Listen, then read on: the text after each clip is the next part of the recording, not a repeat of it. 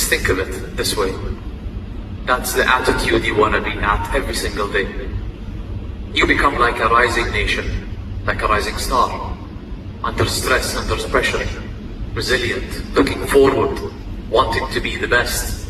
But again, be mysterious.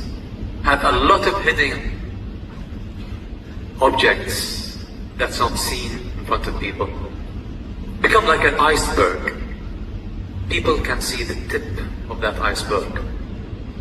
They can't see what's below and how much of velocity and volume under that iceberg. Anyways, I wasn't the fittest, I wasn't the slowest, I wasn't the brightest, I wasn't the dumbest, I wasn't the fattest, I wasn't the thinnest. I was a normal student at school.